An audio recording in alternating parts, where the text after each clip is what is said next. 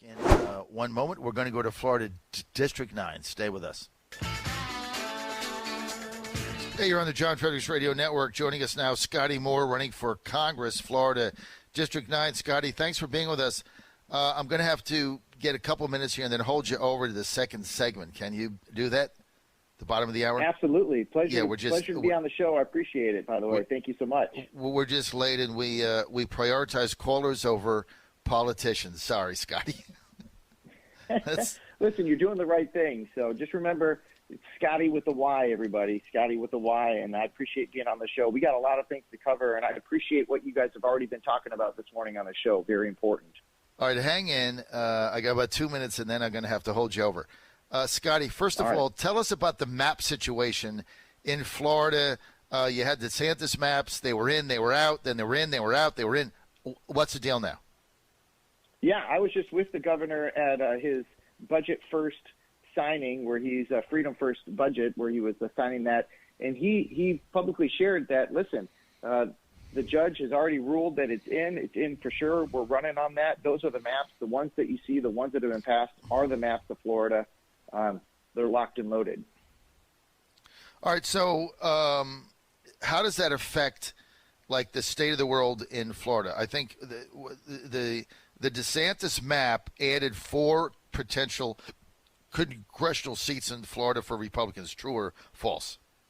Potential. True. No, yeah. And by the way, more than that, I believe. For example, because District 9, the area that I'm running in, is there's an incumbent Democrat, Darren Soto, who votes 100% of the time, by the way, with Nancy Pelosi. And they're counting that as a blue seat. And the NRCC has already come out, the RNC as well, as this is a flippable seat, that he's vulnerable, and they're targeting it. It's the only one in the state of Florida that they have gone after and that they're pursuing. He is very, very vulnerable as an incumbent. And part of the reason why is because they have nothing to run on. I mean, they're destroying our country where we're heading. Look at the gas prices, look at the economy, look at the lack of energy independence. I mean, we can go on and on. And so not only are there 4 on paper, there will be more. The red wave, the tsunami that's pushing through, is going to rock the United States, and Florida is going to be leading the way. All right, so tell me about your District 9 when I get back. I got to go to the bottom of the hour news. We're going to talk about your District 9, exactly where it is, D plus what, who's the incumbent, and how you fit into this race. All that when I get back. Scotty Moore running for Congress, D9, Florida. 888-480-JOHN. All right, let's get back to Scotty Moore. Scotty's running for Congress, Florida's 9th district as a Republican. Scotty, tell me about your primary, how many people are in it, and why should we be voting for Scotty Moore? Yes, sir. Yeah, well, the primary we're waiting for June 15th to be qualifying, so we're not sure who's all going to actually be qualified. I'm for sure making it. There's another guy who's been qualified. There are 3 other potential candidates that may or may not get through, depending on, they'll have to see if they can raise the money and actually pay the qualifying fee. Assuming they get through, it'll be me and 4 other people. Not all candidates are alike, John. You know that. I mean, we talk about that all the time. Not all conservatives are alike. Just because someone has an R behind their name doesn't mean that they're the right person. We've seen plenty of rhinos. We've seen what's happening right now. America's on the line. Are you really supporting President Trump, his policies, and an America First agenda? Mm-hmm. Or are you just trying to say the language to help get through kind of this fake Republican that we see throughout? And mm-hmm. then they come in and people are seeking the power, the prestige, the influence, the money, and they're not putting the mission of saving our country ahead of them. Mm-hmm. I've got a history of working in a nonprofit where I had to raise my own money for over 20 years. Mm-hmm. It wasn't about the money. It was about the mission, doing leadership development. I lived in Brazil for 6 years, mm-hmm. traveled around South America. I speak Portuguese. I speak Spanish.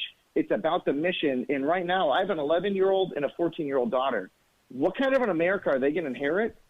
And what about my future grandkids? What about your future grandkids and great-grandkids? Mm-hmm. What kind of an America are we passing on? That is the mission, and we need to make sure that we elect the right candidates. We have 77 more days left until the primary here in Orlando, Florida, Central Florida, and we need to make sure that we get the right people through. No one, if they go onto my website, ScottyMoreForCongress.com, Scotty with a Y, on my Facebook, Instagram. They're going to see my messaging. They're going to see my videos.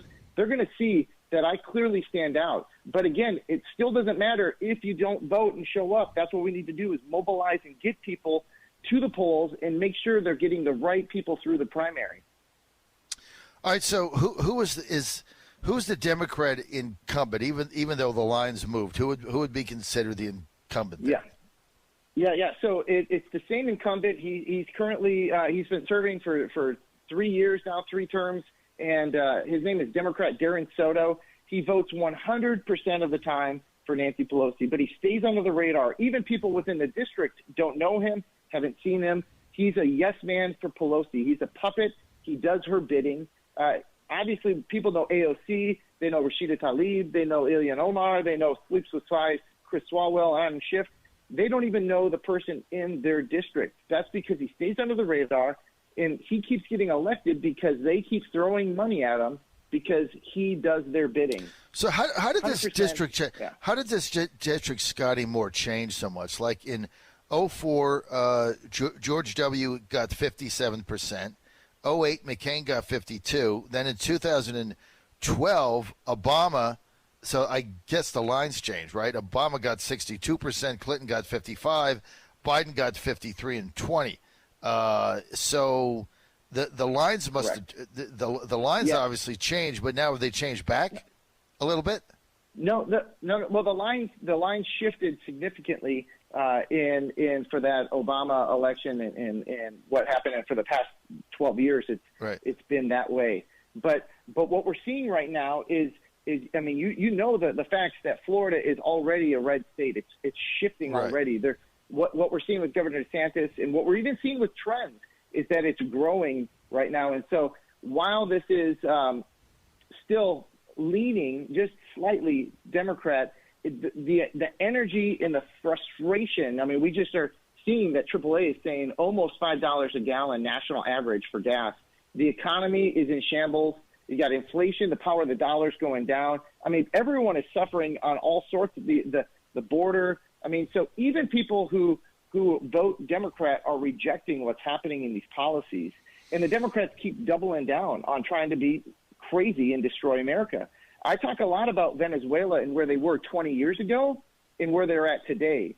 And I say, listen, don't miss the fact that we're already on that train heading that way. And many people here have friends in Venezuelans that are from Venezuela that are now here. And so we understand Cubans, Venezuelans. We see it here in Florida, and we are sounding the alarm. And this district it's going to be a red wave right here. And so don't believe the hype. There are a ton. Yeah, listen, I think you got a shot here because it just looking at the numbers, it appears to be, I'd say what, D plus 5 or 6, right? I mean, Biden carried it by 7, and then you got the Attorney General in 2018, Sean Shaw, carried it by 5 over Ashley Moody, right? So it's D plus 5, D plus 6, but I think in a red wave you've got it's soft. It's soft. You guys got a hell of a shot there. Plus it gets into some of the rural areas, which you ought to do very, very well. And of course, now you got Orlando, which is when I used to live in Daytona Beach when I was at the Daytona Beach News Journal, and Volusia County back then was Republican. I haven't been there since. When did Dole get beat? 96. I think I was there 95 to 98 or something. But back then Volusia County was pretty Republican, and then once you got up, going not to Jacksonville but towards Jacksonville, that next county was Republican. But then you had the whole the I-4 corridor that went from Daytona Beach to I-4 Orlando. corridor. Yeah, that's as soon as you got to Orlando, that was all liberal. So how was it? How has that changed now? Well, I tell you what's changed is people are starting to wake up. President Trump started a movement of people who are actually responding to the movement, and they were actually looking for a leader who would do the bidding of putting America first, and he actually did it. And so people are waking up, and they're also starting to see what happened. We don't talk nearly enough about what happened in the 2020 election. You got 2,000 mules. And by the way, so many people just want to move on beyond that. No, we need to hold our government accountable. And anytime anytime that the majority of Americans, in which there are the majority of Americans, who have significant concerns, questions about what happened in the 2020 election and our process, that undermines the foundation and fabric of our constitutional republic. And people are waking up. People are waking up when you got an administrative state. You got these non-elected bureaucrats pushing forward, stripping away constitutional rights and freedoms that we have. You got COVID mandates. You got people getting fired because they're not taking the jab. I mean, people are waking up and seeing this is not right. And not only that, but they're starting to see they're going after our kids, the indoctrination, hating America, trying to, Governor DeSantis has been leading the way very strongly here. And they're trying to indoctrinate our kids. They're taking away our parents' rights. They're labeling parents domestic terrorists. People are starting to say, like, what is happening to America? And they're concerned for their kids and their future grandkids. What kind of an America are we going to pass on to them today? That is what's happening. And by the way, that +5, that's a soft +5. We got a lot of nonpartisan NPAs in here, and we have a ton of people. The person who's going to win this is the person who's going to win the primary for the Republican side. And that's why I say that you may not be able to vote for me. Your listeners all across the nation may not be able to vote for me here in Central Florida, but they absolutely can help be a part of flipping this seat from blue to red. It's not what people are considering or thinking, but it's absolutely going to happen. And it matters flipping a seat from blue to red, because that's what we do is we take back the House in order to fire Nancy Pelosi. That's going to be the first vote that I cast on the floor. All right, so let me ask you some questions here.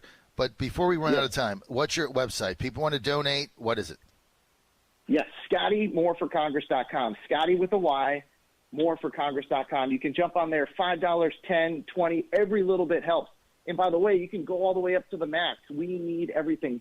Donations are fuel for the campaign, everybody. I hope you understand that. You can have an amazing vehicle. You can have a Ferrari, fill in the blank what vehicle. But if you do not have fuel in the gas tank, it does not leave the garage. Donations are fuel for getting our message out.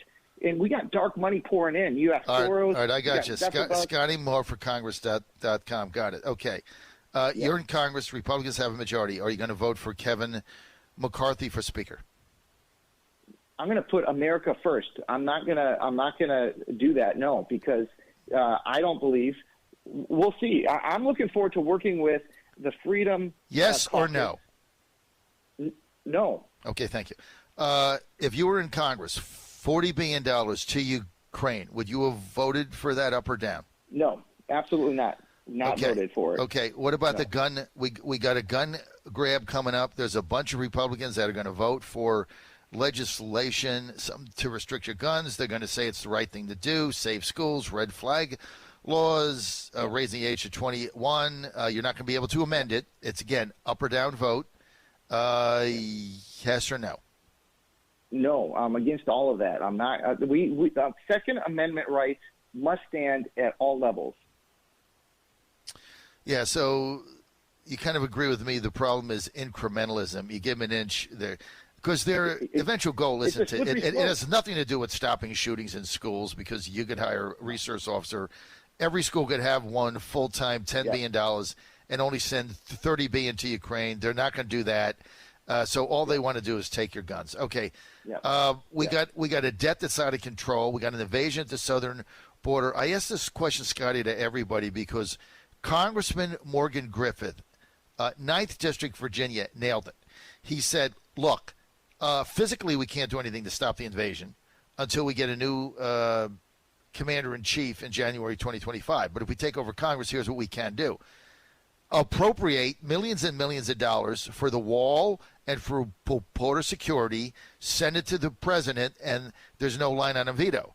So he either signs it and we secure it, or he vetoes it and we shut down the government, and our Republicans are going to cave again because they're going to be, oh, my God, we can't shut down the government. Somebody's eating a peanut butter sandwich. Everybody's hair's on fire. Mark Warner goes on all the TV shows and says it's a travesty. People are government workers are starving in the street, right? We've all seen it. The parks close, the whole bit, right?